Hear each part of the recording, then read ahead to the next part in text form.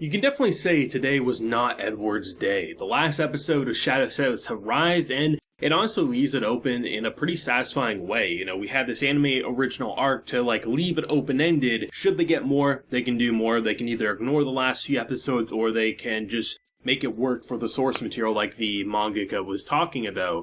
But either way, it actually stops it in a way that doesn't conclude, but it doesn't blue balls either. And honestly, leaves me quite satisfied. There's always the potential, a year or two down the line, I might get the itch if I never see more Shadow's House anime, that I check out the source material. But truthfully, this was a good stopping point. I actually thought they were going to commit to get rid of Edward, which I was like, no way.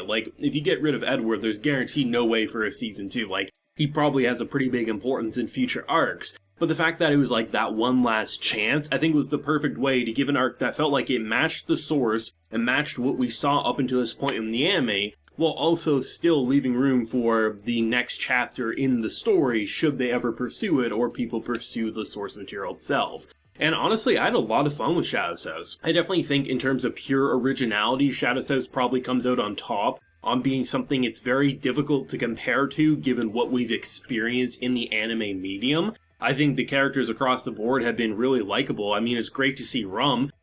She didn't have too much in this episode, but the fact that we had this little fairy spirit kind of leading the characters throughout it, and then it pops back up and wraps around our girl's finger, it's nice to see that they hint at where she went, even though everyone knew that's where she went, right? The past 2 to 3 weeks, one of the most popular comments that keeps coming back and back and back is, oh man, that had to have been her, right? There's no way that had to have been her. They're just teasing us. They're leading us on. And of course, that's where they went. But it was a really nice way to kind of conclude that without it being oh, they just a plot point out of nowhere and they never touched upon it, right? So many times you see that okay, why did this one creature help Kate? What was its purpose? Why would they want to? And then they answer it in a pretty satisfying way without over-explaining anything, which is really nice. I just found myself walking into this episode pretty hopeful for what it was going to do. I had a question of how would they get out of it? Because there's no way that Kate and Emilico would be removed from the picture immediately, nor would Edward. That was my thought. So when they were actually building up to Edward being apparently exiled, if not completely executed,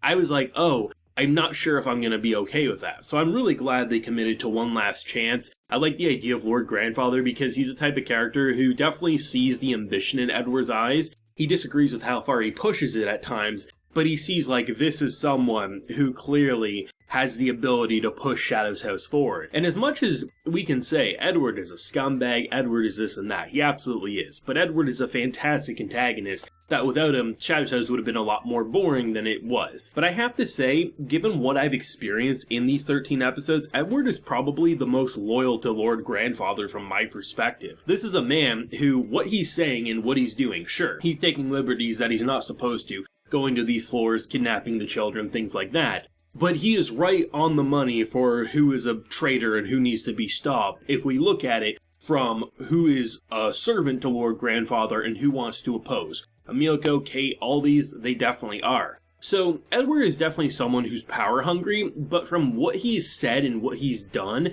it seems like this man's in love with Lord Grandfather. So that's probably a big thing that Lord Grandfather can probably see that and realizes that someone like that is definitely an asset even if he does step over and trip a little too much. So it was nice to just kind of build up, see how they're going to deal with it. The idea of introducing a character we thought was gone with the little soot spirit, right? And then to see how they got away from him. The idea of, something we saw during the trials there, where we have Kate using her kind of shadow wings, right? But it's not enough to get them from point A to point B, so that nice shadow punch to really do it. Okay, but how would he get away, right? Because clearly he's going to be fine. You can't just say he got executed or something. Oh, he latched on to the foot of the shadow eagle or hawk, whatever it was, right? So I just found myself saying yeah, maybe this wasn't directly pulled from the manga, but it feels like not only does it work for what we've experienced, I find myself enjoying this past arc just behind the whole trial that we experienced.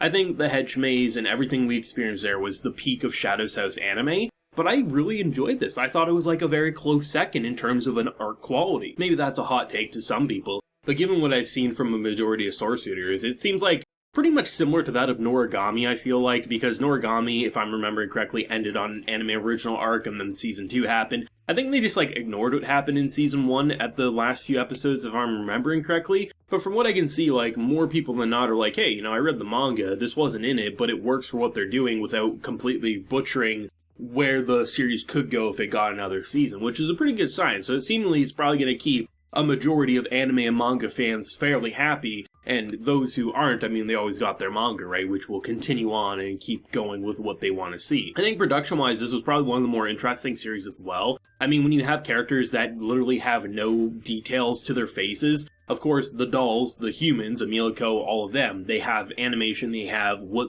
is typically seen in an anime production. But when it comes to characters like Kate and whatnot, like, all they have is their movements. There's no expression, so they had to do quite a few extra little bells and whistles I haven't seen before, like the idea of like the soot and how they experience their emotions, whether it's like all the individual soot strands going every which direction, showing like an anxiety, anger, to just the like steam whistle when they're really pissed off. It's nice to see like how expressive arguably some of the least expressive character models actually were. And you gotta give it to Cloverworks with how they animated it. I have to say, that was a really impressive animation technique that it'll be interesting to see if other anime series in the future, whether it's an original property or something being adapted, if something like Shadow's House on a production level will be a reference for many of them, because honestly, the series really didn't dip visually. 13 consistent episodes, and while sure on one hand, it's an easier production because of the lack of facial animation and things like that, so they can get around doing cuts probably faster in a lot of cases,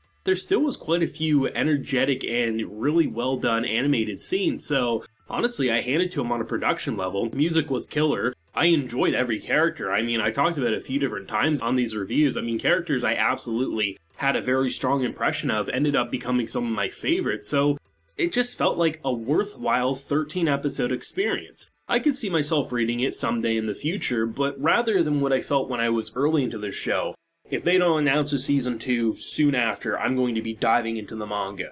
But it left me fairly satisfied that I'm going to be able to hold out a lot longer, I think, than I initially thought, and it'll be interesting to see what the future of this anime holds, right? I mean, I loved it. I thought this was a great final episode. It leaves you off in a good way, while having that humor, the action, and suspense that Shadow's House is kind of introduced to the viewers, and I feel like they went out with an absolute bang. Like, I'm not going to say I can't understand why maybe source readers are a little disappointed that we didn't just continue on with the normal manga content. But if we look at it from a perspective of a lot of people aren't going to read the manga, we would have either had to rush through an arc, which I guess the arc that would naturally come after before the one we just had, which was obviously made for the anime itself, they would have either had to speedrun it or just stop it midway, and it would have felt very unsatisfying. So I think they definitely did the right thing for an anime series, and in general, like with most anime production, the anime is going to promote the source material, and the manga is going to sell even more copies because that's just how it works, right? I mean, people can definitely shit on Cloverworks all they want because they take liberties to do anime original things, but it's the production committees, right?